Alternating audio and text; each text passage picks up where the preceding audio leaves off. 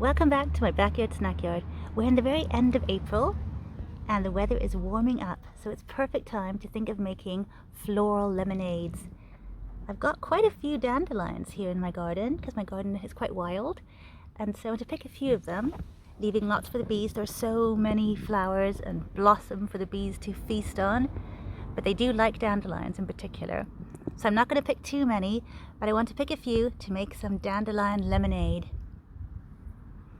We only want to use the yellow bits because the stems and any green bits are quite bitter and we don't want that.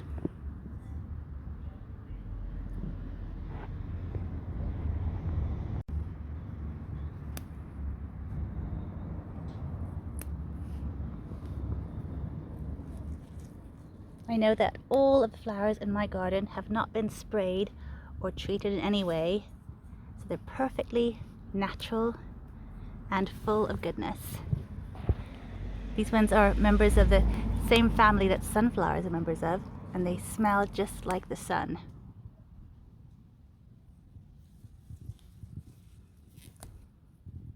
I do think they're beautiful, but if you don't want to have dandelions in your garden, even though they're so great, I mean the leaves are also so healthy to eat, but if you don't want them, picking the flowers is a good way to keep them down.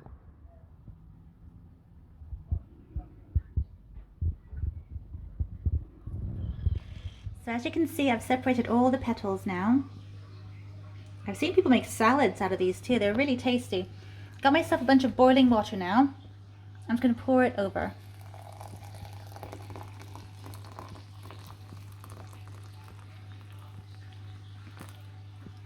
And then we're going to leave it there to steep for at least 2 hours. I could also have put it into cold water and put it out in the sun, but I don't think we have enough sun for that, and that would take a really long time. But that's called sun tea. Some people like making that. We don't usually have enough sun for us to make that here in England, to be fair, in my experience. So we're doing it the old-fashioned way, I guess. Look how yellow it already looks. That's going to be a lovely tea. I brought all the ingredients outside so we can assemble it. These 2 jars have dandelion petals that have been infusing or steeping in that water for 48 hours now. As soon as it cooled down a bit, I put them into the refrigerator. I'll just take them now and decant them into the jug. There's a little inbuilt sieve which should also catch all the flower petals.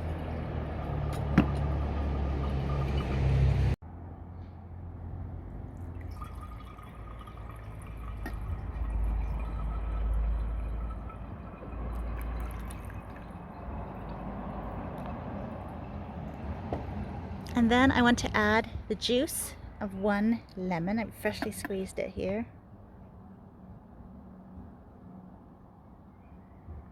And then a little bit of maple syrup to taste and to add a bit of sweetness.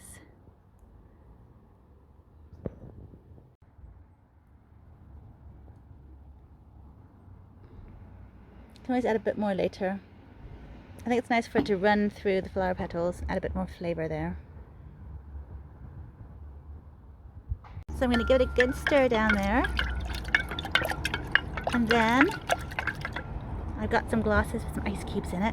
I'm just going to pour, I think, a quarter full of this mixture, and then top it up with sparkling water.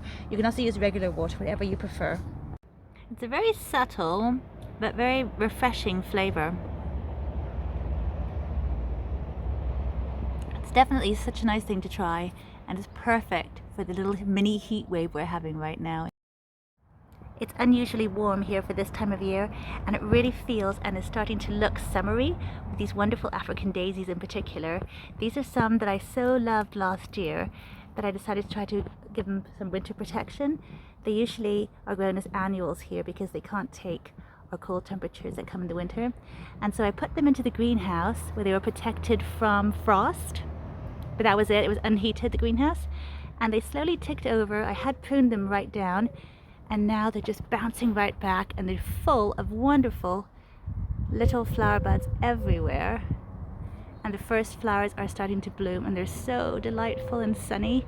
So it really did pay off, and they obviously can be grown as perennials if you can give them that winter protection they require. So definitely worth trying.